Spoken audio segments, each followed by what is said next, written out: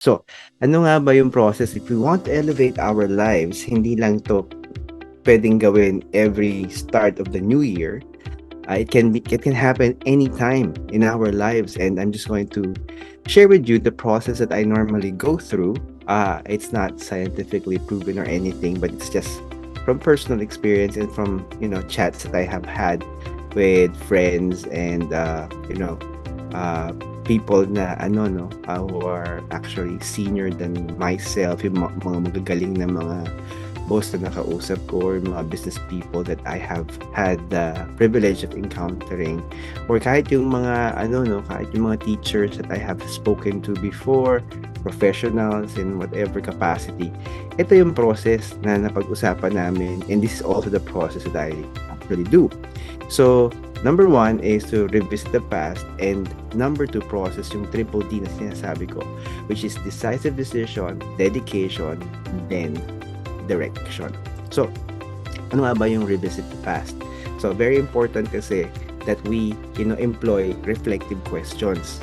So that when we revisit the past, meron tayong magandang analysis pagdating doon sa ating pag-go through ng mga nakaraan natin, mga karanasan natin, yung mga tagumpay o yung mga bagay na kailangan natin asikasuhin pa. So, questions that serve as a compass for personal growth and development. They provide the necessary insights and self-awareness in intentional choices. Set meaningful goals and navigate the complexities of life with purpose and resilience, and elevate your life in 2024. I'm going to share with you a very nice quote by Socrates, and I hope that you will be reading with me while you are all on mute. Sabi rito, the unexamined life is not worth living. Ulitin ko po the unexamined life is not worth living. And I'm going to repeat it again for the third time. The unexamined life is not worth living. So these are very important steps in order for us to have that, momentum going forward, to change our lives, to elevate our lifestyle at any given point of the year, at any snapshot in time sa buhay natin. So let's say you decide to do this February 2024, that's fine. Or let's say you're able to do this, let's say later in the year or probably next year, it doesn't really matter. What matters is you start to elevate your life kasi you are filled with potential. Kung hindi mo narinig ito from another person or from a person of influence sa buhay mo, I'm just going to tell you this. Every person has the ability to succeed. Every person has the ability to elevate their life, anumang capacity. So it's really up to you to make that choice. May pag-uusapan natin yung decisive decision. But it is important that you start with reflection using reflective questions. Okay? So, importante yun na yung self-assessment. Minsan kasi meron kang doubt sa sarili mo na kailangan matanggal, di ba?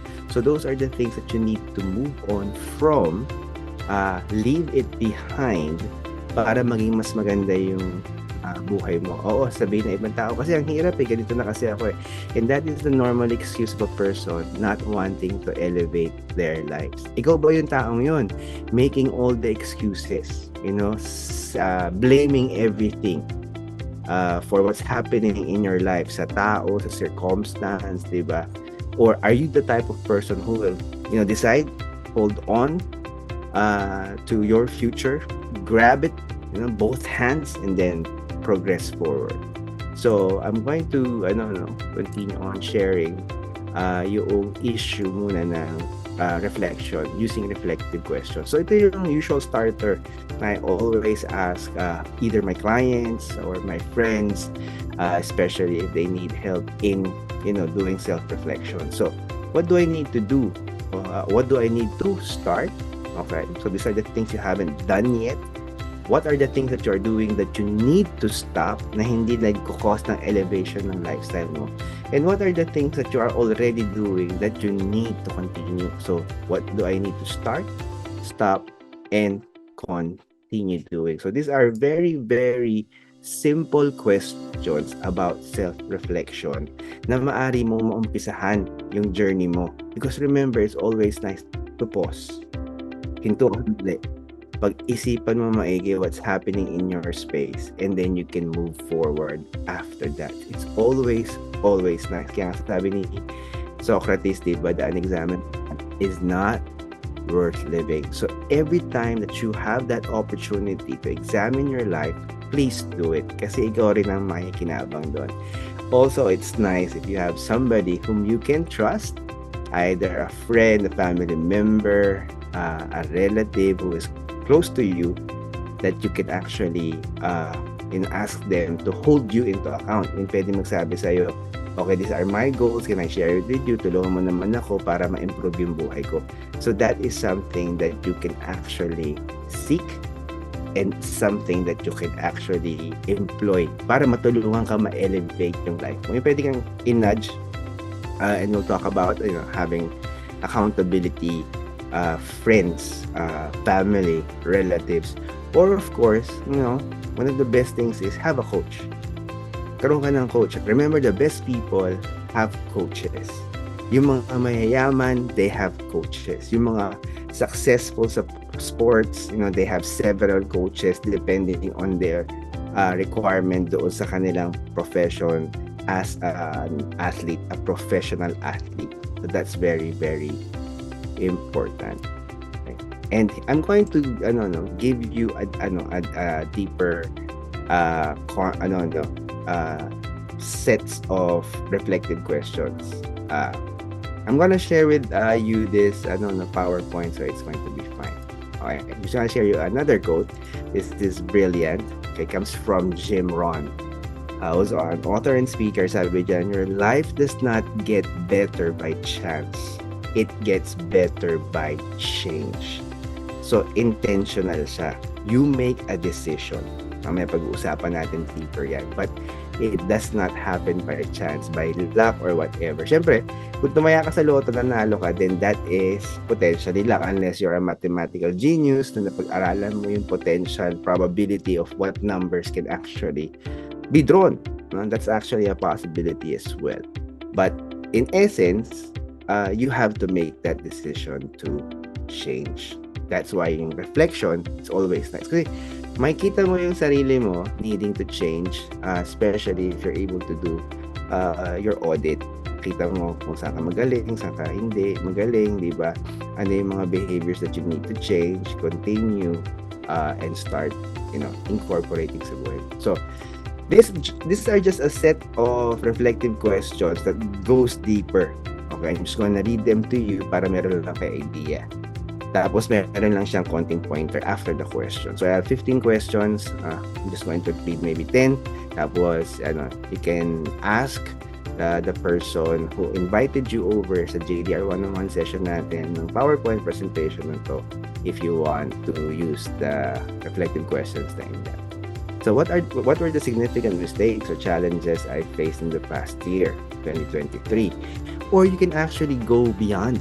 Okay, 2023 can be 2022 or even farther than that, lalo na kung meron na kayong edad katulad ko. So, identify specific instances or patterns that hindered your progress. So, how did I handle these mistakes? So, it's very important to go deeper in terms of trying to see the layers kung ano ba yung dahilan. So, assess your response to challenges. Did you learn from them or repeat similar patterns? Remember, kadalasan, ang tao, kapag hindi siya reflective, uulitin niya lang yung pagkakamali niya. Kaya parang umiikot lang yung buhay niya. It just goes round and round and round. And sometimes, mas malala nga ay nagiging worse pa. Diba? What were the most successful aspects of the past year or the past, years of your life? Acknowledge your achievement and positive experiences to build on them. These are the things that you can actually continue on doing. And what lessons did I learn from both success and failures? So it's very important. Yeah, so extract valuable insights that can guide decisions and actions in the future. In which areas of my life do I feel the need for improvement? Ito, you are slowly getting there. Diba? Consider personal, professional, and other aspects to identify areas for growth.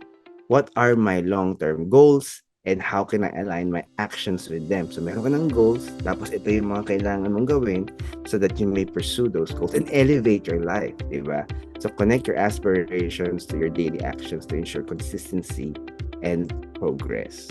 Next, what steps can I take to prioritize self-care and well-being? That's very important kasi kapag ikaw ay unhealthy, especially sa ano mo, no, sa spiritual side, because I'm a very spiritual person, I'm just going to interject that most often than not in our conversations. Kapag healthy ka kasi spiritually, it just follows because you have, the ability to be, reflective, meditative, you are prayerful, you have a God whom you surrender your life to, and of course, you have, that certain training na meron kang ability to humble yourself, understand things from a different perspective. Sabi pa dyan, recognize the importance of self-care and maintaining physical and mental health to support overall success. How will I celebrate small victories along the way? Establish a system of acknowledging and appreciating your progress no matter how small. Kasi it's always nice to celebrate. Alam niyo ba, when you read the Bible, the God of Israel, Abraham and Jacob, actually wanted them to celebrate certain things, certain milestones, certain events, so that they will always be in remembrance doon sa mga bagay that is worth celebrating, worth reflecting back, so that you may be able to get a push from the past to progress your future. So, yun yung ginagawa nila. So, marami pang iba. I'm just gonna skip doon sa, sa last question. So, this is nice. How can I foster a positive mindset and gratitude in my daily life? So, cultivate habits. Tapos, of course, what steps can I take to ensure balance in different areas of my life? Diba?